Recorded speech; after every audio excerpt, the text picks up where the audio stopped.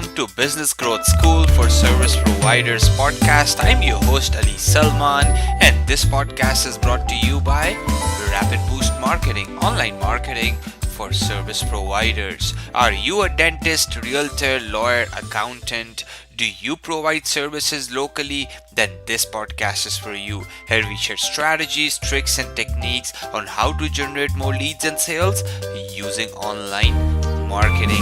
Join us every day for 5 minutes and take away strategies which you can apply in your business.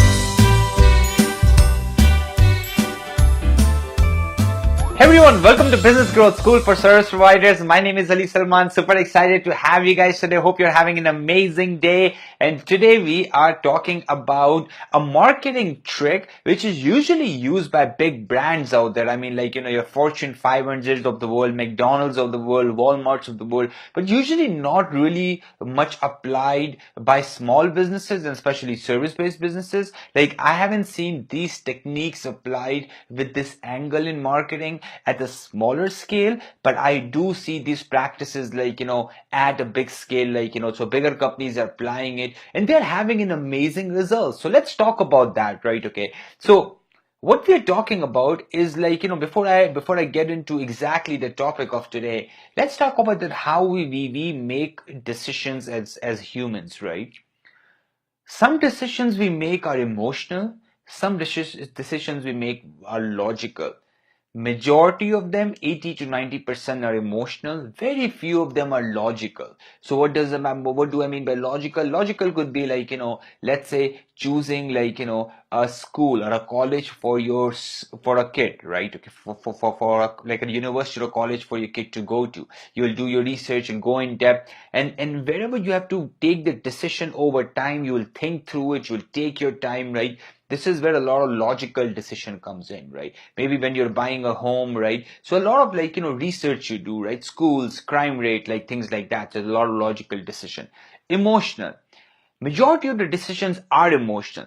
Emotional decisions are what? Like you going to a dollar store to buy one thing and you walk out with 30 different things. You basically going to different kind of stores, right? Like you're going to grocery store and you basically buying things which are on sale and you don't even need them, right? This is all emotional decisions, right? Okay.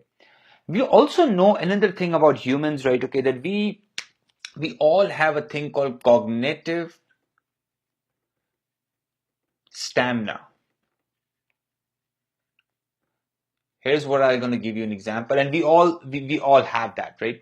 We don't want to use our brain a lot. We don't want to basically think through our decisions a lot. I give you one example, right? So let's say when you're buying a bread, right? You go to the bread aisle and you buy that bread, maybe you look at one or two or three different options. You don't go through 5 or 10 different options. You read through the things, you read through the ingredients, you make sure that the calories are there.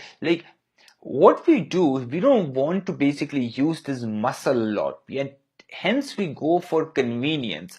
Another example is like Mark Zuckerberg, right? He basically wears the same t-shirt or same clothes every day because he don't have to think about them. So people prefer to use less of their brain. They try to go for convenient things, right? Okay. So looking at that we make decisions which are emotional. We make few decisions which are logical.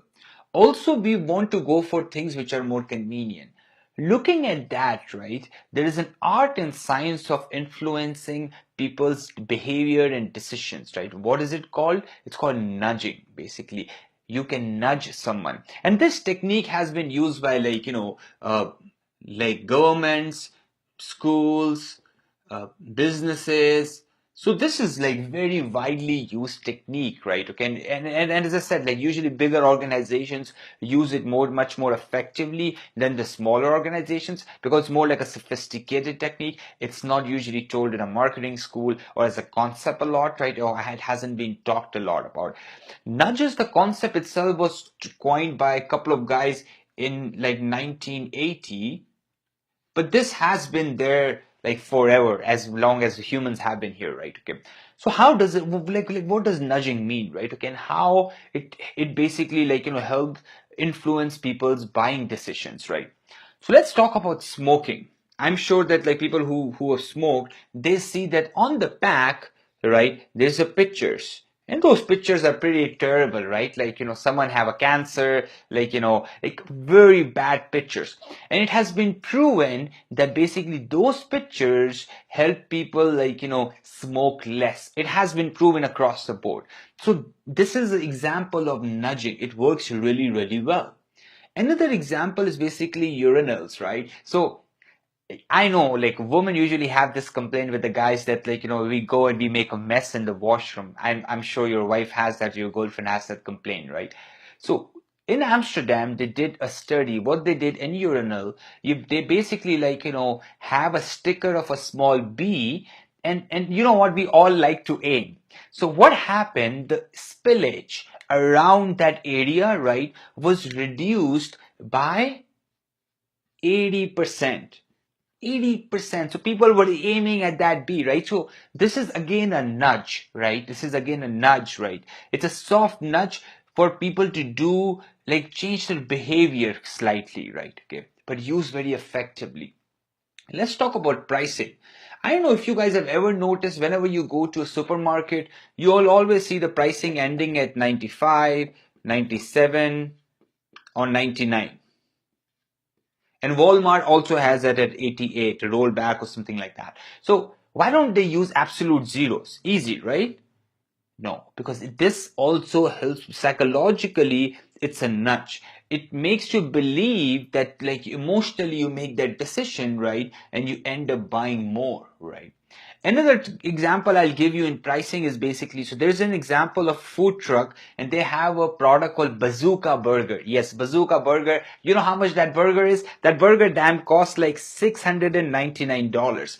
And it comes with $300 bills rolled around it, right? Okay. But it's damn $700 almost. Now, the idea behind Bazooka Burger and the idea behind pricing is, it's an amazing way to basically, increase your sale, make people purchase from you. And let me tell you how. Usually restaurants, right, what they do, they're going to price one item really, really high in their menu. That item won't gonna sell. But it's proven that the second most expensive item will sell more. So it's a way to make money, right? Okay, by using numbers effectively and nudge people to make certain decisions which you want them to make, right? Again, numbers and pricing, very, very effective way that you can basically use, nudges to help people go in the right direction, right? Direction, of physical direction we are talking about, right? I'm sure you have seen that, right? You go to a grocery store, it's proven that things which are at your eye level, right, will going to sell more, right? Also, it's proven that sometimes, like, you'll see at the Walmart, right, or different places, you'll see like floor graphics that taking you to a different aisles there, right? Recently, Walmart have tried that to take people using direction. They want to take people to basically to a grocery aisle so they can increase their green intake, right? So those are basically using nudges by using the tool direction, right?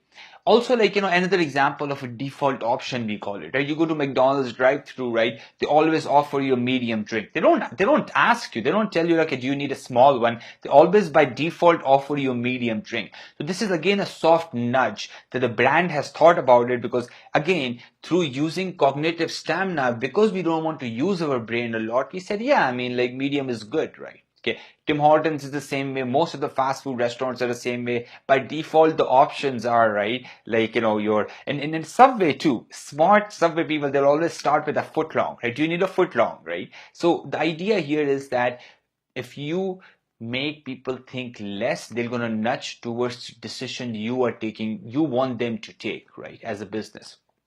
Colors. Colors are an amazing way, right? On the website, it has proven, right, that let's say if a call to action has a different color, right, and you change it from, let's say, blue to red, right? Okay, everything stays the same, but the leads go up.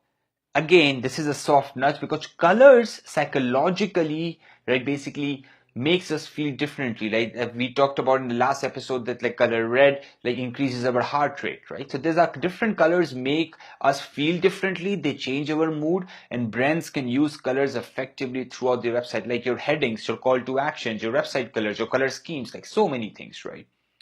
Words, guys, very important, right?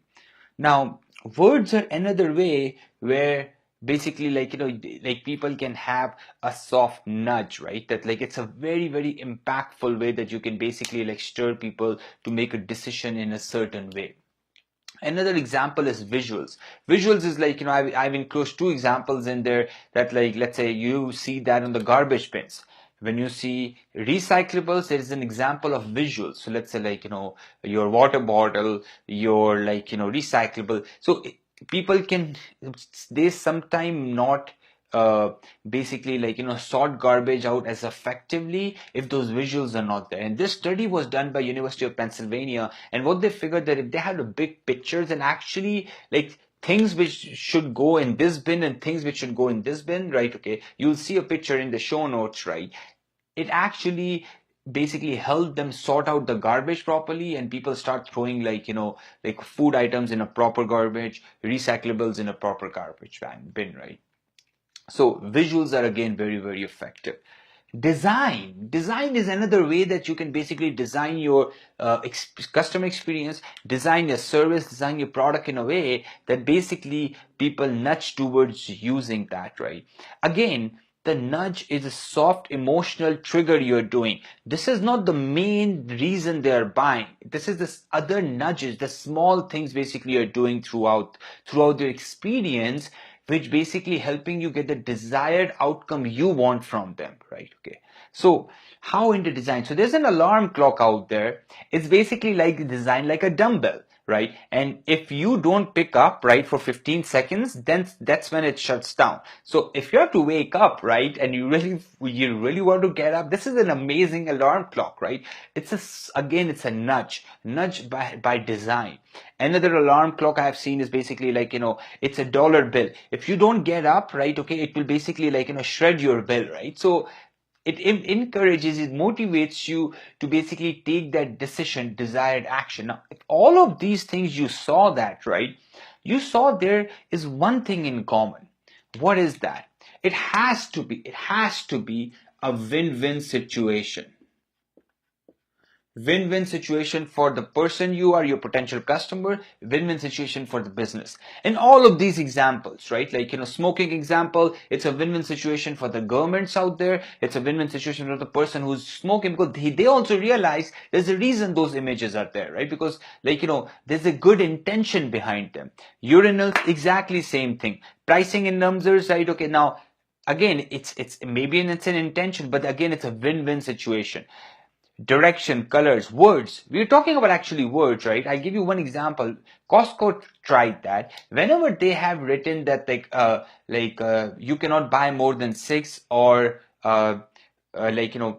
customer's choice, or things like, what other buyers have preferred, something like that, those things actually tend to fly more, right? So again, that's again using the technique of a nudge by using words, right? Okay.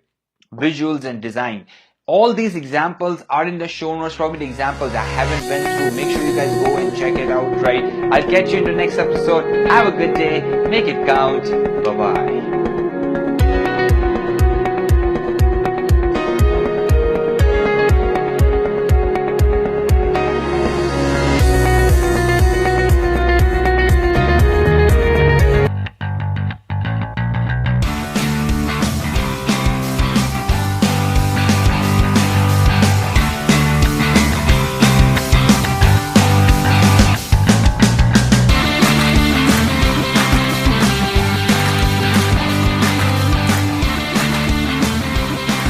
Thank you so much for joining me today. If you want to listen to previous episodes, go to rapidboostmarketing.com/grow. Again, I'll repeat that, rapidboostmarketing.com/grow. I'll catch you tomorrow bright and early with another business growth lesson. Have a good day. Take care. Bye-bye.